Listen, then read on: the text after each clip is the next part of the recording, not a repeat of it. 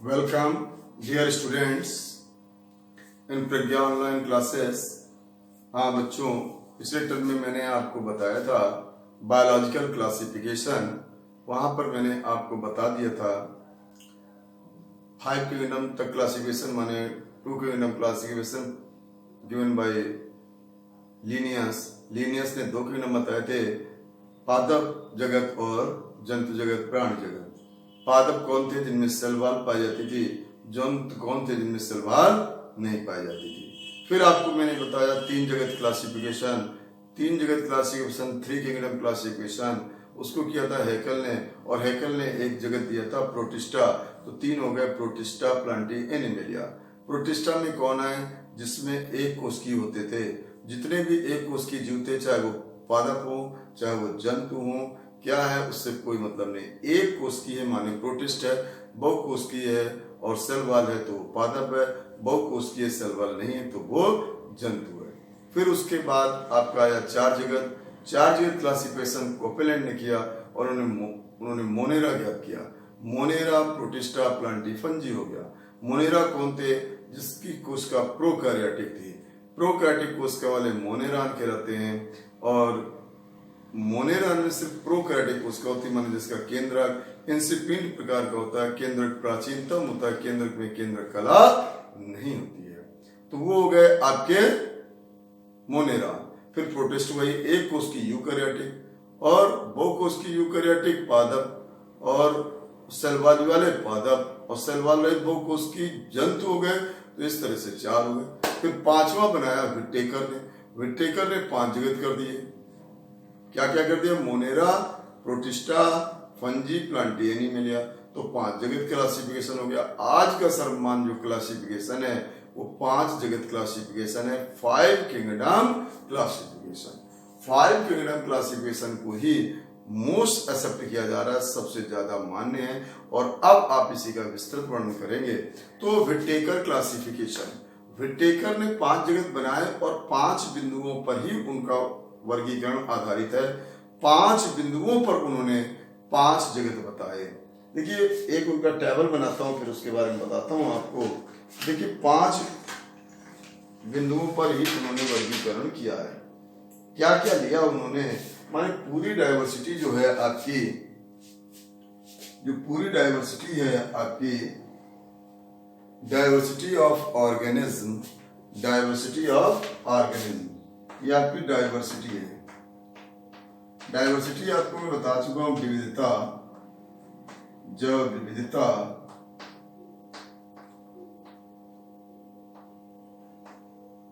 में लगभग हमारे पास 1.7 से 1.8 मिलियन जीव हैं, मिलियन जीव जातियां जीव हैं। अब आपके पास इतने प्रकार का जीव है, माने सब उसमें स्पीशीज, सब स्पीशीज सब मिलाकर आपके पास लगभग 1.7 to 1.8 मिलियन प्रकार का जीव है। अब इतने प्रकार का जीव है, उसको सबसे पहले उन्होंने लिया सेल कॉम्प्लेक्सिटी, कोशिकीय जटिलता। पहला बिंदु क्या लिया उन्होंने? सेल कॉम्प्लेक्सिटी, कोशिकीय जटिलता, कोशिकीय जटिलता। इस पॉइंट को उन्होंने सबसे पहले लिया। Cell complexity, cell complexity. और इस बेस पर उन्होंने देखा कि जो जितना भी जीव जगत है, जितना भी बायोडाइवर्सिटी है, जितना भी बायोस्फीयर में जीव है, वो 2 प्रकार का हो गया। एक प्रोकैरियोटिक कोशिका वाला और एक यूकैरियोटिक कोशिका वाला। तो इसको इन्होंने सेल कॉम्प्लेक्सिटी के बेस पर 2 पार्ट में बांट दिया, पूरे उसको 2 पार्ट में बांट दिया। इसके आधार पर सेल कॉम्प्लेक्सिटी के आधार पर 2 प्रकार का। एक हो गए प्रोकैरियोटिक जीव, प्रोकैरियोटिक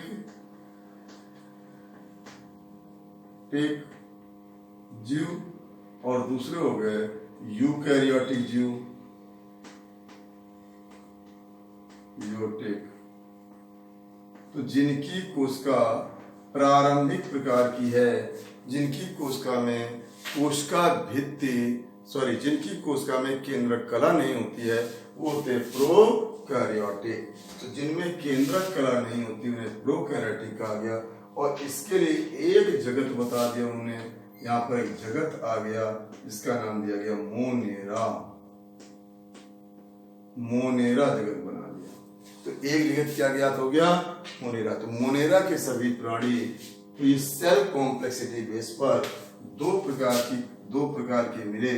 सेल कॉम्प्लेक्सिटी बेस पर दो प्रकार के मिले। एक थे आपके प्रोकैरियोटिक और दूसरे थे यूकैरियोटिक। ये हिंदी ये लिखी हुई है प्रोकैरियोटिक और यूकैरियोटिक। प्रो का मतलब है इनका केंद्रक कला नहीं होती है। केंद्रक में केंद्रक कला नहीं होती है। केंद्रक कला नहीं होती है। इसमें केंद्रक कला पाई जाती है। तो इस तरह से दो पार्ट हो गए, केंद्रक कला रहित और एक केंद्रक कला वाले। तो जो केंद्रक कला रहित होते हैं उनके लिए एक जगत बता दिया उन्होंने, मोनेरा। तो जो केंद्रक कला रहित वाले होते हैं इनके लिए एक जगत बना लिया उन्होंने और उस जगत का नाम दे दिया मोनेरा। तो मोनेरा जगत बताया इसमें केंद्रक कला नहीं होती है। तो ये वास्तविक केंद्रक नहीं होता है, केंद्रक कला नहीं होती है। ये कोश की जटिलता थी। अब इसको फिर उन्होंने डिवाइड कर दिया कौन से? यूकैरियोटिक। अब इसमें कोश, ये था कोश की जटिलता। अब हो गया जीव कोशिका की जटिलता, जीव कोशिका की संख्या। उसके आधार पर दो प्रकार के बना लिए। क्या? जीव जटिलता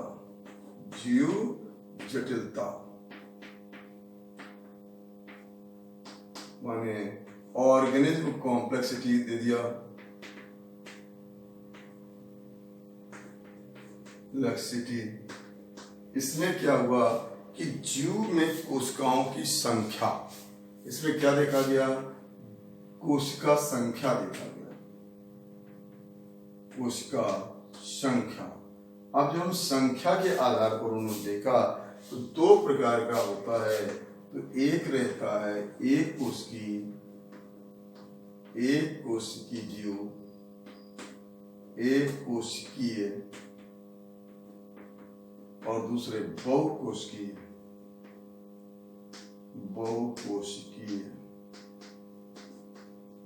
यूनिसेलुलर और मल्टीसेलुलर।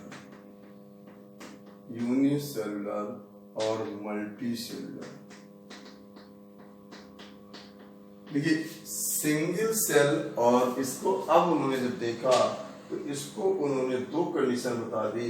एक single cell organism, single cell eukaryotic तो है लेकिन सिंगल सेल ऑर्गेनिज्म मतलब क्या हुआ? एक कोश की जीव, एक कोश की यूकैरियोटिक, और मल्टी सेलुलर माने एक से ज्यादा होना चाहिए, मैनी सेल्ड ऑर्गेनिज्म। एक कोश की और बहुकोश की। तो ये होता है सिंगल सेल और ये होता है मैनी सेल। तो सिंगल सेल वाले के लिए उनको एक मिल गया, इसको उन्होंने जगत नाम दे दिया प्रोटिस्टा जगत। सिंगल सेल यूकैरियोटिक को प्रोटिस्टा जगत बता दिया। इसको बताया सिंगल सेल वाले को। सिंगल सेल वाले के लिए क्या बता दिया? प्रोटिस्टा जगत। तो ये आ गए आपके प्रोटिस्टा जगत में, जैसे अमीबा, पैरामीशियम, यूलिना, डायटम्स, ये सब हो गया प्रोटिस्टा जगत। कौन सा जगत हो गया? प्रोटिस्टा जगत। तो ये कैसे थे? सिंगल सेल, और ये कैसे थे? Many cell. थे क्या? Eukaryotic cell. मैनी सेल का मतलब होता है एक से ज्यादा होना। ये जरूरी नहीं कि 100 सेल हुए हों, एक से ज्यादा है माने वो मल्टी सेलुलर है। एक से ज्यादा है मल्टी सेलुलर है, केवल एक है तो इसमें अमीबा पैरामीशियम आते हैं, इसमें बैक्टीरिया वगैरह आते हैं। अब उन्होंने देखा तो ये तो दो जगत मिल गए। अब जो मल्टी सेलुलर थे माने मैनी सेल्ड जो थे उसको फिर उन्होंने देखा तो मोड ऑफ न्यूट्रिशन ले लिया, मोड ऑफ न्यूट्रिशन इसको डिवाइड कर लिया उन्होंने, तीन पार्ट हो गए इसके।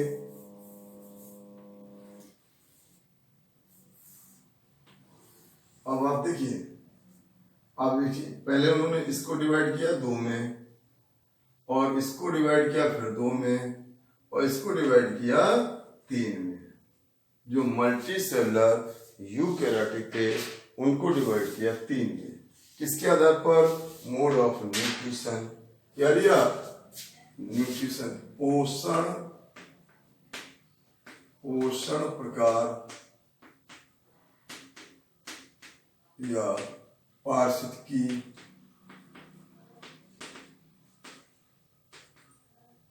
पोषण प्रकार या पारिस्थितिकी।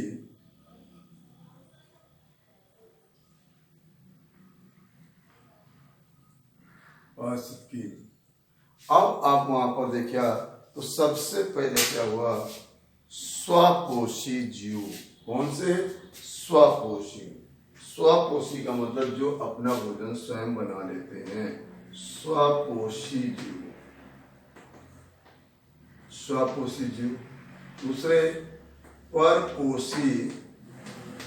परपोषी लेकिन एब्जॉर्बिव, अवशोषी, परपोषी और अवशोषी।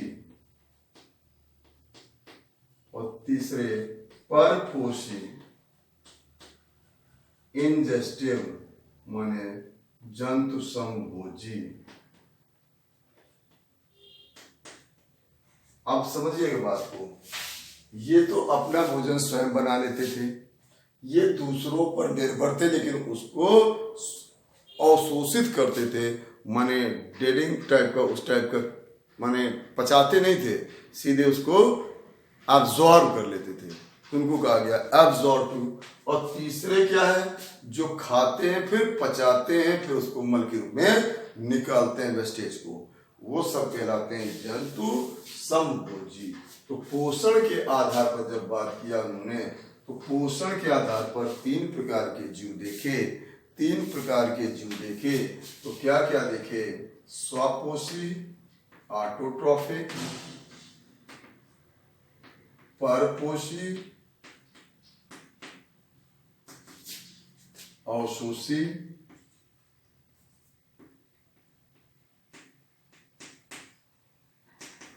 और परपोषी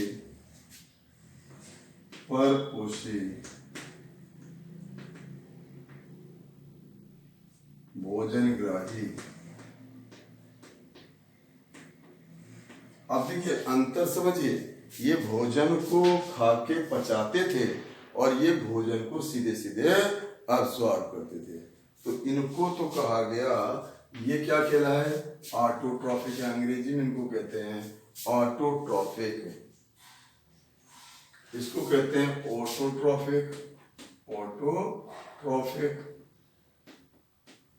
इसको कहते हैं हेट्रोट्रॉफिक, एब्जॉर्बिव,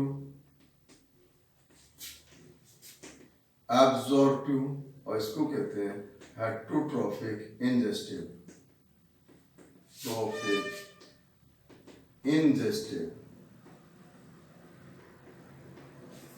और ये एब्जॉर्बिव। उन तीनों को अलग अलग जगत में रख दिया। अब तीनों के लिए उन्होंने अलग अलग जगत बना लिया। इसके लिए जगत बनाया उन्होंने पादप जगत। तो जो स्वपोषी थे उन्हें पादप जगत में दे दिया, और जितने परपोषी अवशोषी थे उनको कवक जगत दे दिया, कवक जगत। और जितने आपके भोजन को खाते पचाते थे उनको कह दिया प्राणी जगत या जंतु जगत, चाहे प्राणी कहो चाहे जंतु कहो, प्राणी जगत या जंतु जगत, एनिमल।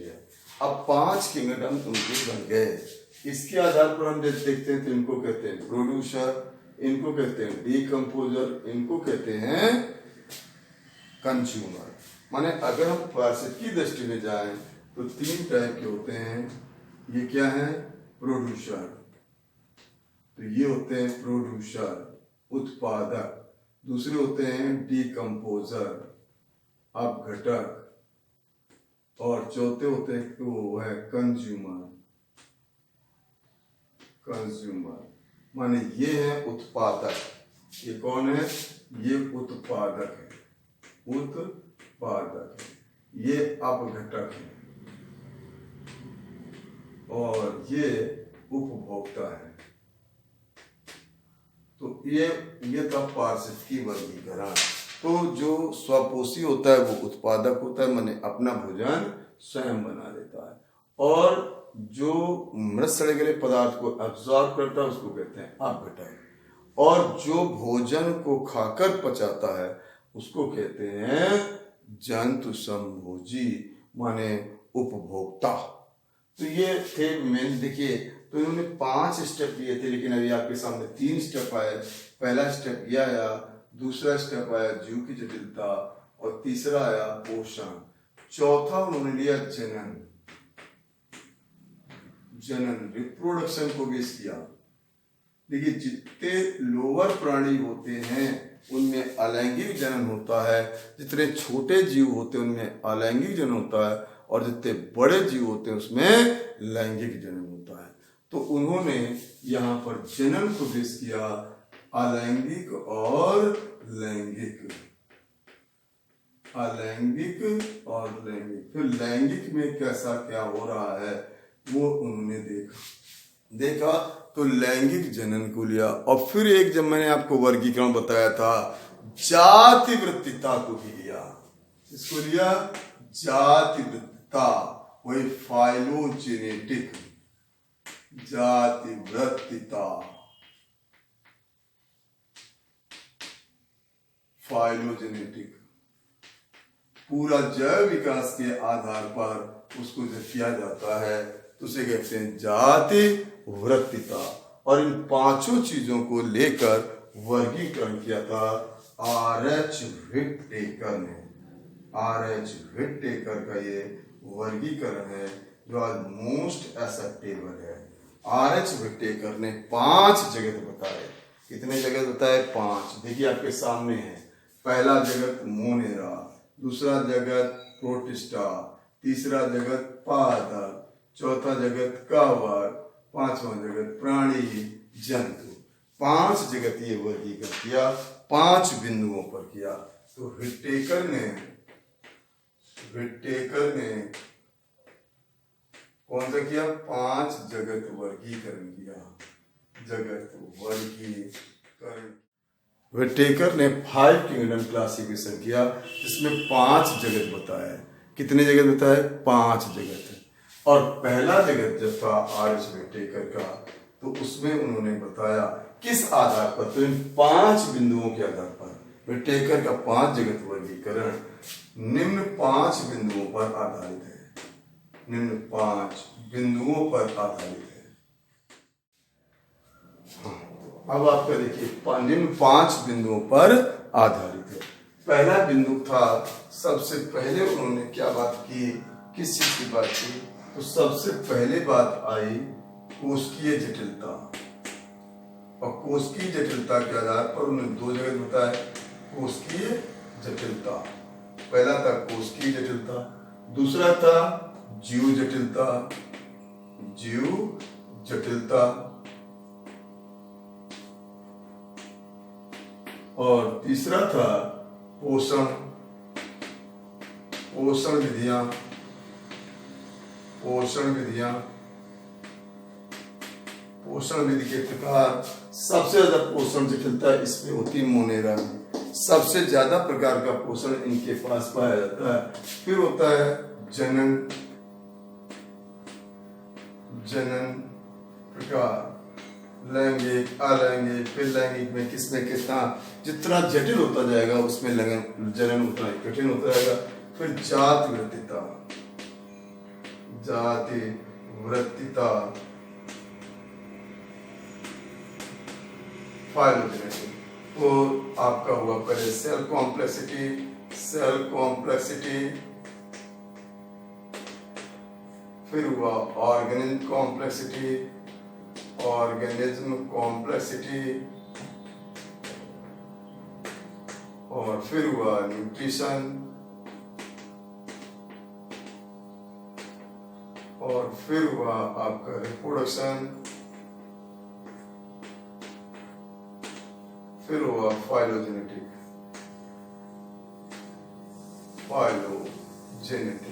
अब इन 5 पॉइंट्स को लेकर उन्होंने 5 जगत बताए। कितने जगत? तो निम्न 5 जगत बनाए। तो निम्नलिखित 5 जगत हैं, और ये 5 जगत वर्गीकरण अभी सर्वमान्य है। उसे एक 6 किंगडम क्लासिफिकेशन भी है, लेकिन 5 जगत वर्गीकरण भी सर्वमान्य है। उसका पहला जगत हुआ, हमारा पहला जगत बना मोनेरा। मोनेरा में कौन आते हैं? प्रारंभिक कोशिका वाले। प्रारंभिक कोशिका वाले जैसे जीवाणु, माइकोप्लाज्मा, ये सब आपके आते हैं मोनेरा जगत में। दूसरा बनाया प्रोटिस्टा। प्रोटिस्टा जगत जो हुआ, प्रोटिस्टा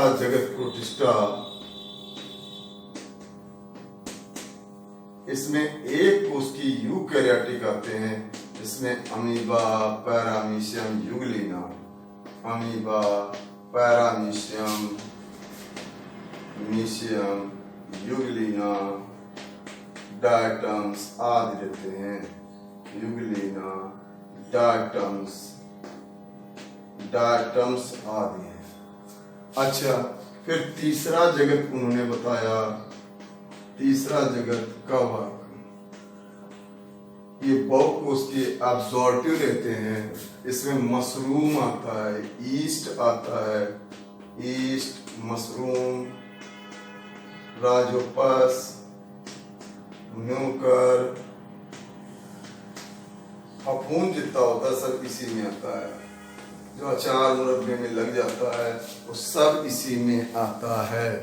फिर बताया चौथा जगत, उसका नाम हुआ पादप जगत। पौधे, बहुत उसकी पादप जगत। इसमें समस्त पौधे आते हैं, जनरली स्वकोषीय होते हैं। समस्त पौधे, आम, नीम, अमरूद, धनिया, मेथी सब इसी में आएंगे। पालक, धनिया, मेथी, लौकी सब पौधे। फिर होता है आपका 5वां जगत प्राणी जगत। इसको जंतु जगत भी बोलते हैं, प्राणी या जंतु। और इस जगत में रखा जाता है सभी जंतुओं को, मतलब कुत्ता, बिल्ली, घोड़ा, गधा सब इसी में आएगा। कुत्ता, बिल्ली, चमगादड़, पक्षी, सांप, सर्प, छिपकली, कोई भी जो आप जानते हो, घोंघा, केचुआ, ये सब जंतु हैं। सब में बहुत उदाहरण में कुछ उदाहरण दो एक लिख दिए आदि। तो अब आप देखिए, इन्होंने 5 जगत वर्गीकरण किया, 5 बिंदुओं पर आधारित है। हर बिंदु में क्या क्या विशेषता थी वो मैंने इधर दिखाया। ये था पूरा व्हिटेकर वर्गीकरण। कौन सा था? व्हिटेकर वर्गीकरण। आर.एच. व्हिटेकर ने जीवों का विस्तृत वर्णन के लिए 5 जगत वर्गीकरण किया। 5 जगत ये बताया, मोनेरा, प्रोटिस्टा, कवक, पादप, प्राणी, और सबकी थोड़ी थोड़ी विशेषताएं ये बताए। अब इन 5 में एक डिफरेंशियल क्वेश्चन करेंगे, जिसमें 7-8 पॉइंट हम डिफरेंस करेंगे। तो ये आपको ये था, कंप्लीट हुआ व्हिटेकर वर्गीकरण। मोस्ट इंपॉर्टेंट क्वेश्चन है आर.एच. व्हिटेकर वर्गीकरण। तो 5 जगत थे, किस किस आधार पे थे, उसमें कैसे कैसे डिवीजन हुआ, उसका एक ग्राफिकल भी बताया, पूरा एक अच्छी बताया आपको।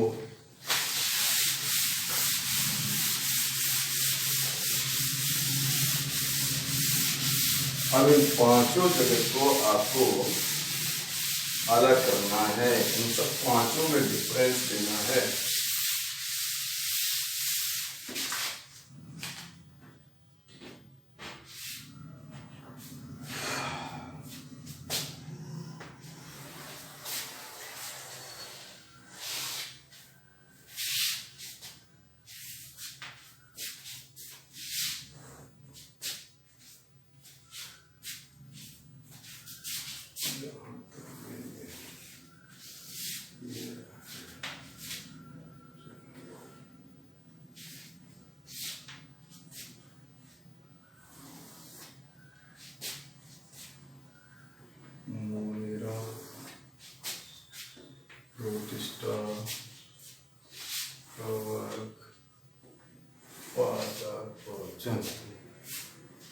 और जंतु।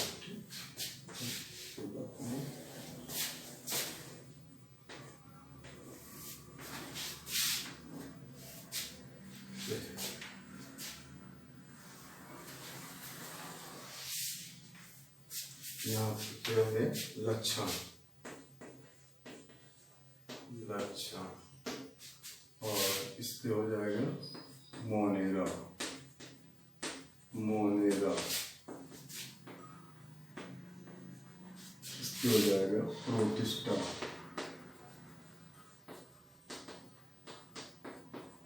प्रोटिस्टा, ये हो जाएगा फंगी, कवक, फंगी, इस पे हो जाएगा पादप, प्लांट, और इस पे हो जाएगा प्राणी, जंतु, एनिमल,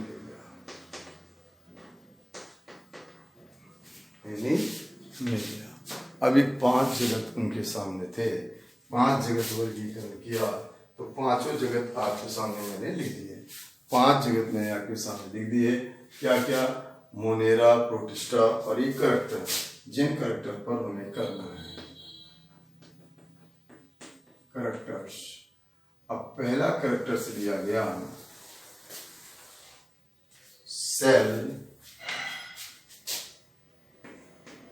सेल प्रकार, कोशिका का प्रकार, कोशिका किस प्रकार की है। अब हमारा कोशिका टाइप, अब आपको मैंने बताया कोशिका 2 टाइप की होती है, एक प्रोकैरियोटिक और एक यूकैरियोटिक। और प्रोकैरियोटिक कोशिका सिर्फ मोनेरा के पास होती है, प्रोकैरियोटिक कोशिका सिर्फ मोनेरा के पास होती है, प्रोकैरियोटिक कोशिका सिर्फ मोनेरा के पास होती है। यहाँ पर होगी प्रोकैरियोटिक कोशिका, प्रोकैरियोटिक कोशिका। इसकी विशेषता मैंने आपको पीछे बताई है। इसकी विशेषता होती है केंद्रक अविकसित होता है, और सब में बाकी चारों में यूकैरियोटिक कोशिका है। चारों में क्या है? यूकैरियोटिक, सब में यूकैरियोटिक है, सभी में यूकैरियोटिक है, सिर्फ एक में प्रोकैरियोटिक है मोनेरा में, बाकी सबकी कोशिका यूकैरियोटिक है, यूकैरियोटिक है। सभी की कोशिका यूकैरियोटिक है, सिर्फ एक की कोशिका प्रोकैरियोटिक है, बाकी सभी की कोशिका यूकैरियोटिक है। अच्छा, फिर आता है cell numbers, cell number, cell number माने कोशिका संख्या। अगर आप कोशिका संख्या में देखेंगे तो अब इसमें क्या है? एक कोश की या बहुकोश की, लेकिन रहेंगे प्रोकैरियोटिक, प्राय एक कोश की, प्राय एक कोश की, और ये सिर्फ एक कोश की होंगे, एक कोश की यूकैरियोटिक, एक कोश की और यूकैरियोटिक होंगे, और बाकी सब बहुकोश की यूकैरियोटिक होंगे। बाकी सब बहुकोश की होंगे, बहुत सी कोशिकाएं होंगी, एक से ज्यादा रहेंगे, बहुकोश की होगा। और यूकैरियोटिक तो ऊपर लिखे ही है, सब बहुकोश की रहेंगे, सब बहुकोश की यूकैरियोटिक।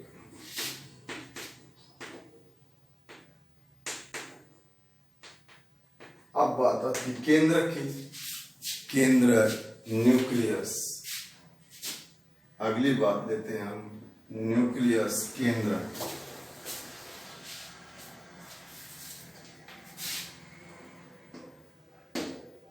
केंद्रक,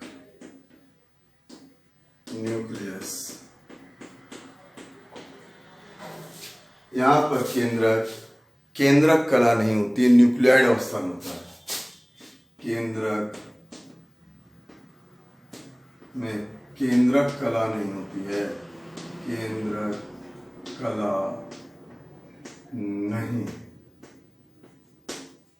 न्यूक्लियोइड कहलाता है, न्यूक्लियोइड कहलाता है। यहाँ न्यूक्लियोइड वाला केंद्रक होता है और बाकी सब में केंद्रक कला युक्त केंद्रक होता है, माने पूर्ण विकसित केंद्रक होता है। केंद्रक कला युक्त केंद्रक, केंद्रक कला युक्त केंद्रक सब में रहेगा, इसमें भी रहेगा केंद्रक कला युक्त, माने न्यूक्लियर मेम्ब्रेन केंद्रक कला युक्त,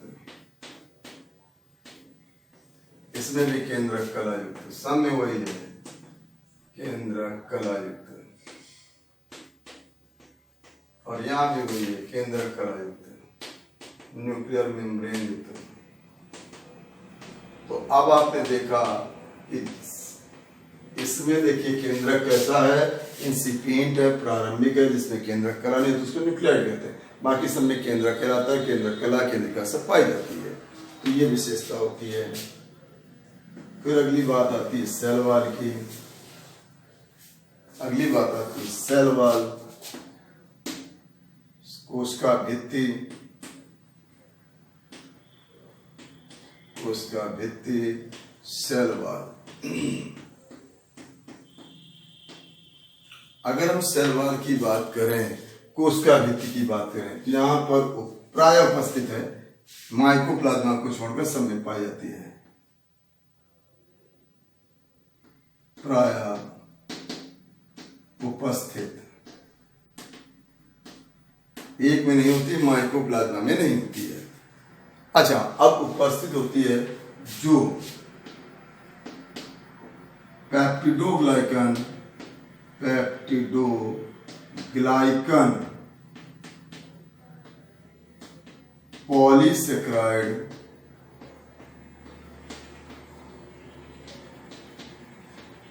वह अमीनो एसिड से बनती है, सेल्यूलोज की नहीं होती है, अमीनो एसिड से। तो प्राय उपस्थित रहती, माइकोप्लाज्मा में नहीं होती है। अब यहां पर बात करें तो यहां पर देखिए प्रोटोजोन में नहीं होती, बाकी सब में पाई जाती है। तो यहां भी उपस्थित या अनुपस्थित, लेकिन यहां पर क्या होगा, अब जो होगी वो सेल्यूलोज की होती है, सेल्यूलोज की बनी हुई। अगर है तो किसकी बनी है, सेल्यूलोज की बनी हुई, सेल्यूलोज से रहती है अगर पाई जाती है, और इसमें पाई जाती है किंतु काइटिन की होती है, उपस्थित माने पाई जाती है, काइटिन,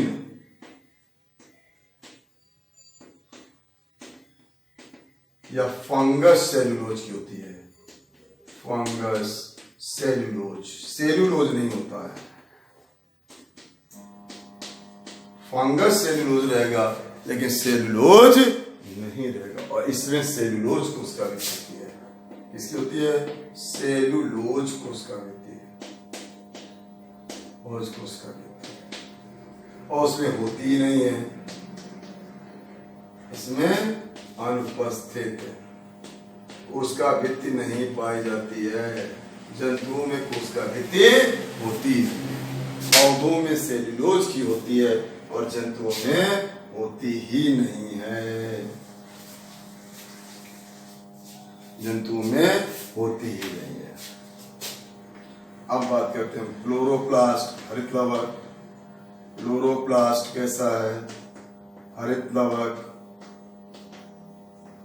अनुपस्थित, क्या है, अनुपस्थित।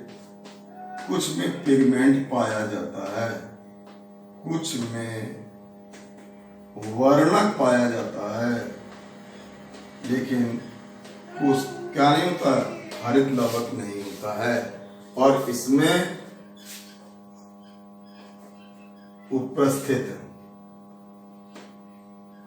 प्राय उपस्थित प्राय उपस्थित है, लेकिन प्रोटोजोन्स में नहीं होता है, प्रोटोजोन्स में नहीं, जोन्स में नहीं।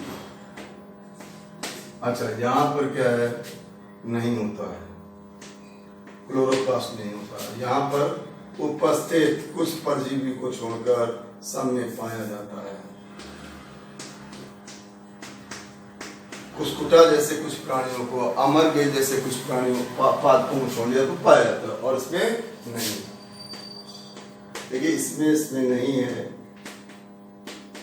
और इसमें आपका पाया जाता है, इसमें कुछ भी नहीं होता है, और इसमें नहीं होता है। नहीं है, अनुपस्थित रहता है, लेकिन वर्णक मिलता है। माइटोकॉन्ड्रिया की बात करते हैं, माइटोकॉन्ड्रिया, इसे माइटोकॉन्ड्रिया। अब माइटोकॉन्ड्रिया की अगर आप बात करें तो इसमें माइटोकॉन्ड्रिया नहीं होगा, इसमें माइटोकॉन्ड्रिया उपस्थित पाया जाता है,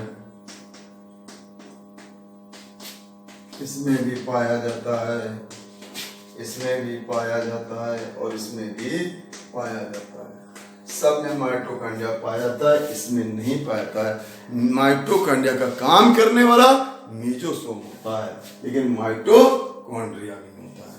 तो इस तरह से आपने देखा, तो अभी आपको मैंने 5-6 पॉइंट बताए। ये है मोनेरा के, वो प्रोटिस्टा के, वो फंगी के, प्लांटी के। अच्छा, फिर अगली बात हम करते हैं इसी में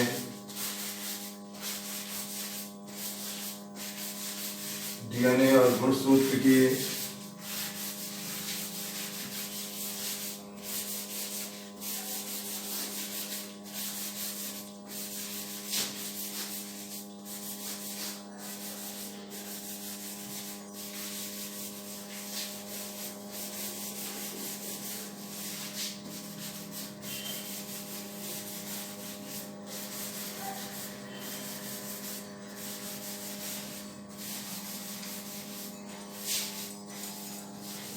अब हम इसी में बात करते हैं डीएनए और गुणसूत्र की। ये 7 हो जाएगा, ये 8 हो जाएगा, ये 9 हो जाएगा, ये 10 हो जाएगा, ये 11 हो जाएगा। अच्छा, अब इसी में बात करते हैं हम डीएनए व गुणसूत्र। डीएनए इसमें होता है कैसा, द्विगुणित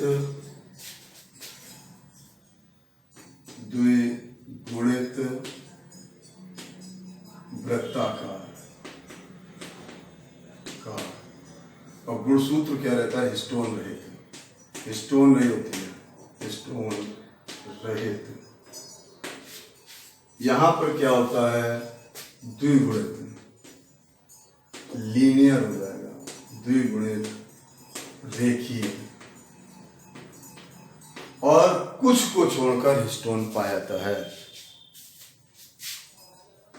प्राय हिस्टोन अनुपस्थित, प्राय हिस्टोन अनुपस्थित। एक प्रोटीन होती है, गुणसूत्र में पाई जाती है, और यहां भी रेखी रहेगा, रेखी द्विगुणित, और हिस्टोन पाया जाता है, हिस्टोन पाया जाता है। और बाकी सब एक ही तरह, रेखी और रेखी द्विगुणित, हिस्टोन पाया जाता है। रेखीय द्विगुणित है सब तीनों, रेखीय और द्विगुणित हिस्टोन पाया जाता है, हिस्टोन मिलता है, रेखीय और द्विगुणित, और हिस्टोन सब द्विगुणित है, हिस्टोन पाया जाता है। तो अब आप देखिए, तो ये हो गया गुणसूत्र हिस्टोन वाले होते हैं। फिर हम बात करते हैं गुणसूत्र के बाद की बात करते हैं पोषण, न्यूट्रिशन। सबसे अधिक पोषण जटिलता इसमें होती है, सबसे अधिक पोषण जटिलता, सर्वाधिक पोषण जटिलता, सबसे अधिक पोषण विविधता। इसमें क्या होता है, स्वपोषी, परपोषी। स्वपोषी में भी दो टाइप के हो जाते हैं, प्रकाश संश्लेषी, रसायन संश्लेषी। प्रकाश संश्लेषी भी दो टाइप के होते हैं, नॉन ऑक्सीजनिक, ऑक्सीजनिक, रसायन संश्लेषी। और परजीवी, मृतोपजीवी, सहजीवी। यहाँ पर इससे कुछ कम रहती है पोषण जटिलता, पोषण विविधता अधिक होती है, लेकिन सबसे अधिक नहीं होती है। विविधता अधिक, लेकिन सबसे अधिक नहीं होती है। और यहाँ तो होती नहीं है। परजीवी या मृतोपजीवी माने परपोषी, परपोषी ये होते हैं परपोषी, और ये होते हैं प्राय स्वपोषी। ये क्या होते हैं, स्वपोषी। और ये क्या होते हैं, परपोषी। तो यहाँ देखिए जटिलता, विविधता घट जाती है। एक दो प्रकार रहते हैं, कुछ अपवाद छोड़ दिए जाएं तो ये सब परपोषी होते हैं। और जंतु सम होते हैं, ये जंतु सम है, जंतु सम है। ये स्वपोषी अपना भोजन स्वयं बनाते हैं, और ये अवशोषी होते हैं। अब आप देखिए यहाँ पर जटिलता, विविधता कम होती है, यहाँ सबसे अधिक, उससे कम इसमें होती है। जनन, अगर रिप्रोडक्शन की बात की जाए, रिप्रोडक्शन की बात की जाए तो देखिए रिप्रोडक्शन इसमें आपका प्रायः लैंगिक नहीं होता है, मुख्यतः अलैंगिक, मुख्यतः अलैंगिक, मुख्यतः अलैंगिक माने लैंगिक होता ही नहीं है। एक तरह से होता है तो सिर्फ जीन रिकॉम्बिनेशन से। यहाँ पर प्रायः अलैंगिक, लैंगिक भी होता है, वो अलैंगिक। और जैसे आप बढ़ते जाएंगे तो यहाँ भी अलैंगिक भी होता है, अलैंगिक और लैंगिक, अलैंगिक और लैंगिक। आगे बढ़ जाएंगे तो प्रायः लैंगिक, प्रायः क्या हो गया, लैंगिक। इसमें भी क्या होता है, प्रायः लैंगिक। छोटे जीवों में अलैंगिक हो जाता है, लेकिन वैसे सब में लैंगिक होता है। तो अब आप देखिए, जब हम जनन को देखें तो आगे एडवांस जनन क्या है, लैंगिक। तो इस तरह जनन की बात आ जाती है। अगर हम उसके देखें आपका तंत्रिका तंत्र, तंत्रिका तंत्र माने उद्दीपन से, तो देखिए उद्दीपन के प्रति प्रभाव, तो ये दर्शाते हैं क्षीण होता है, और इसमें